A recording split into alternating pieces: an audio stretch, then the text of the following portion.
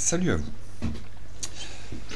J'ai toujours été naturellement attiré par le milieu militant. J'ai toujours eu des amis qui en faisaient partie, qui étaient militants eux-mêmes. Et après avoir abandonné mon boulot à Toulouse en tant que métallier, j'ai choisi d'essayer de me lancer dans le milieu militant. J'ai pour cela rejoint des donneurs de toits à des sans-abri, le CREA, sur Toulouse. Donc ça n'a pas duré longtemps, d'autres choses attirant mon attention, je me suis souvent retrouvé à faire d'autres choses et au final j'ai dû y traîner 1 ou 2 semaines maximum complètes là-bas. À cette époque-ci, un petit peu après ça, j'ai relu une BD de mon enfance, Les Eaux de Mortelune. Donc si je peux vous le conseiller, c'est une très très bonne BD de Adamov et Kotias. Un univers très glauque, très sombre, post-apocalyptique, où toute la lutte se fait autour de savoir qui aura de l'eau pour boire ou non. Et donc, j'en ai relu un passage. Et après vous l'avoir relu, je vais vous expliquer pourquoi il m'a marqué.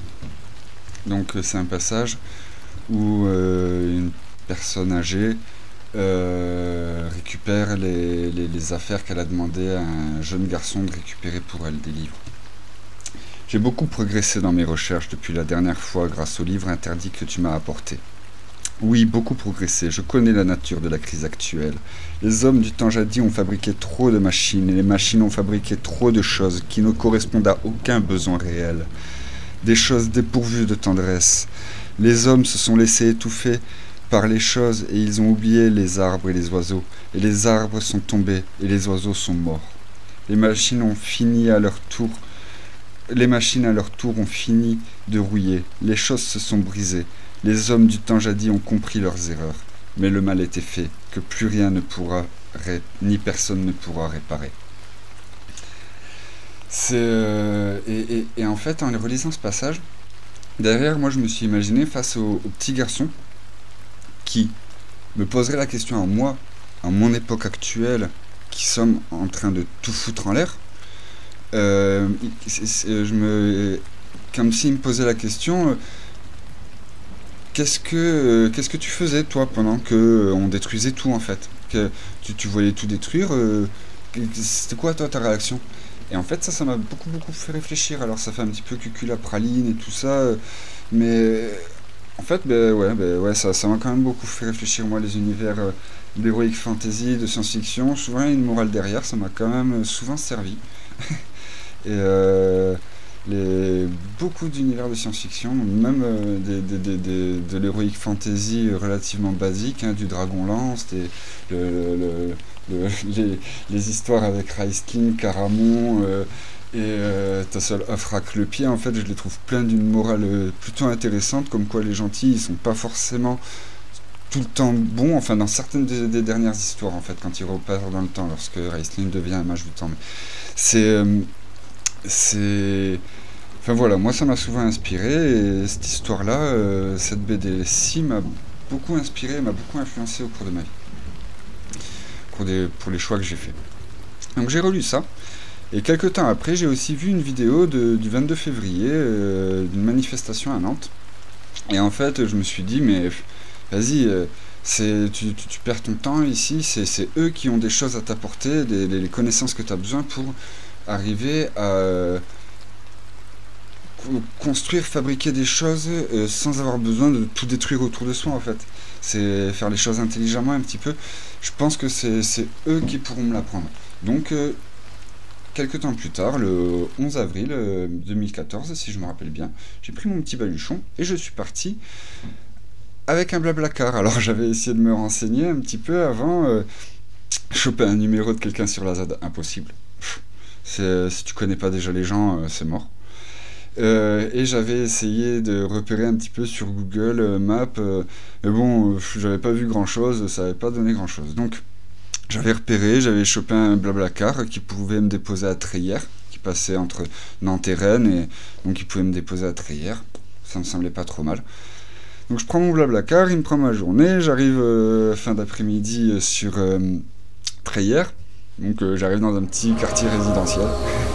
Pas beaucoup de cabanes à l'horizon, pas beaucoup de teufeurs, pas beaucoup de crânes de crêtes. Mince. Du coup, je tombe quand même sur une maison où il y avait un petit panneau non à l'aéroport, jaune et rouge. Je toque, et en fait, je suis reçu gentiment par un couple de personnes âgées qui me proposent, parce qu'ils devaient aller dans pas longtemps sur Nantes, de me déposer en plein centre de la ZAD. Donc, j'ai attendu, et puis ils m'ont gentiment déposé. Et là, je me suis retrouvé sur un lieu sur lequel j'ai dormi à peu près pratiquement toutes les nuits que j'ai fait sur ZAD jusqu'à ce qu'il soit détruit. À 3-4 nuits près en fait. C'est la châtaigneraie. À l'origine, c'était une sylviculture de châtaigniers qui a été confiée à la lutte par les précédents propriétaires, hein, c'était un don.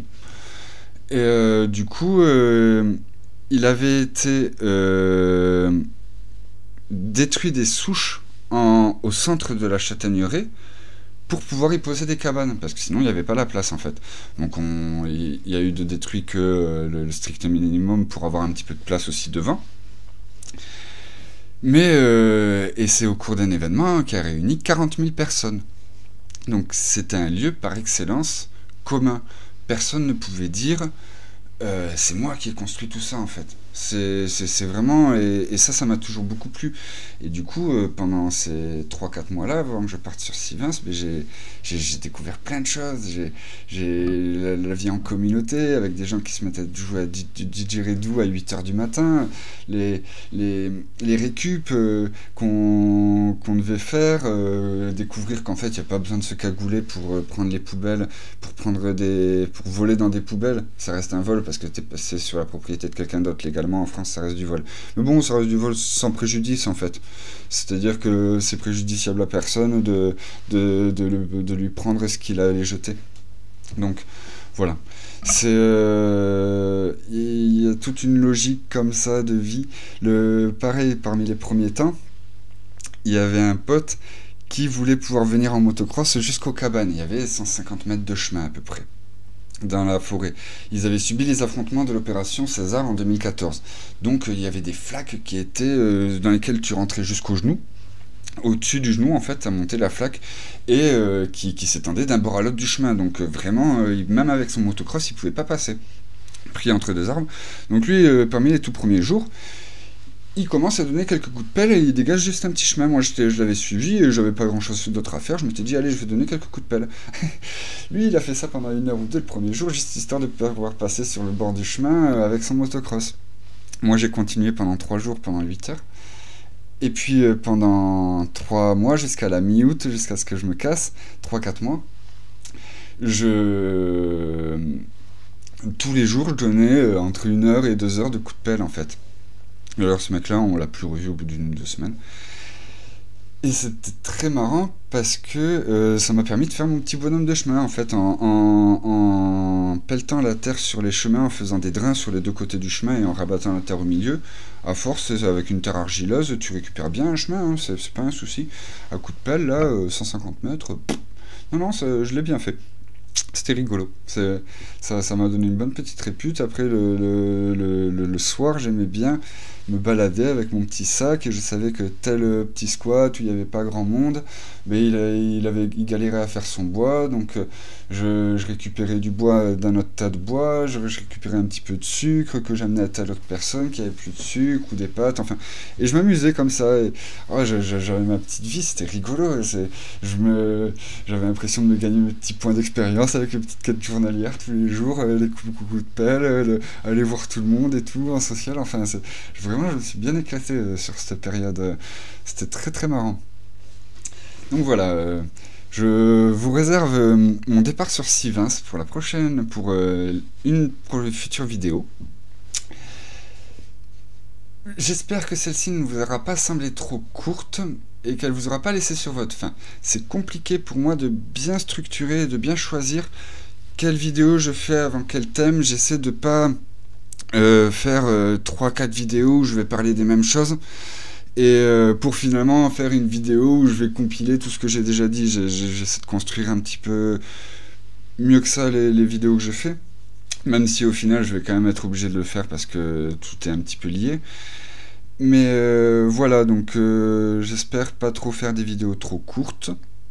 Mais j'essaie de structurer ça un petit peu à ma façon. Pour ce qui est de la vidéo, je suis né dedans, je cherche à m'en sortir. Désolé si ça a paru confus à des gens. C'est souvent le cas des réponses qu'on fait lorsqu'on discute avec des vieux réacs. Voilà, désolé si ça vous a dérangé. Je vous prie de bien vouloir m'excuser. J'essaierai de pas trop le refaire. Et il y avait un petit peu de ressenti, et c'est vrai que c'était pas nécessairement ciblé pour les gens qui sont susceptibles de regarder la vidéo. Donc voilà. Bon, et bien, en espérant que vous vous abonniez, je vous dis à la prochaine pour mettre en lumière un cagoulé.